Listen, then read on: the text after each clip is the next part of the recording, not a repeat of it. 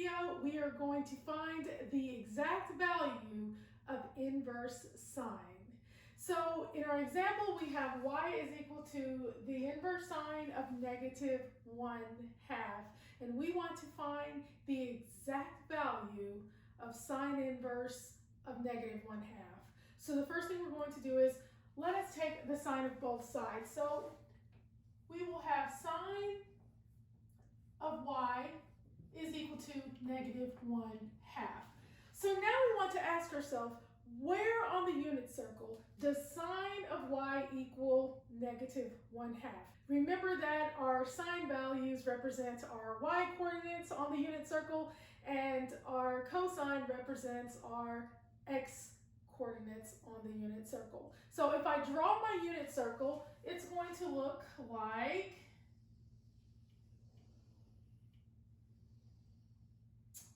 okay, so here we have 0, we have pi over 2, and this location is 3 pi over 2, but we can also look at it as negative pi over 2.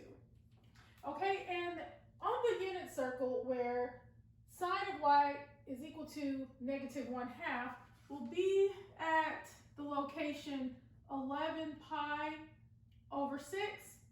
And if you think of it in the negative direction, it's also negative pi over 6. So we have coordinates root 3 over 2, negative 1/2. And our other location is at 7 pi over 6. And if you look at it in the negative direction, it would be negative 5 pi over 6. And we have terminal points negative root 3 over 2, negative 1/2. So here we see that sine of y is equal to negative 1/2 at this location. Now we can't just choose any one of these locations. We have to consider the domain of sine inverse as well as the range of sine inverse.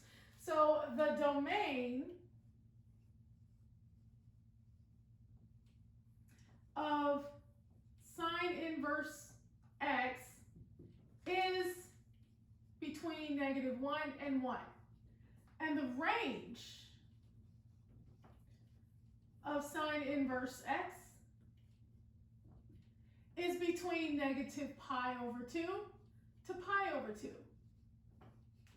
So what this tells us is that we can only look at the right side of the unit circle. That's going to completely eliminate everything on this side, because we said that our values must come from negative pi over 2 to pi over 2. So we're only using this region, right?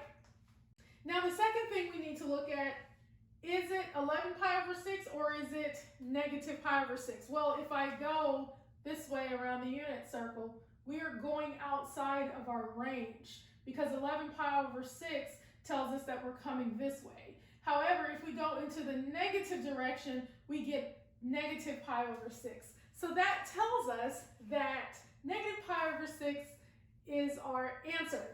So y is equal to negative pi over 6. And that is how you find the exact value of inverse sine. Thank you for watching, and always remember that you are awesome.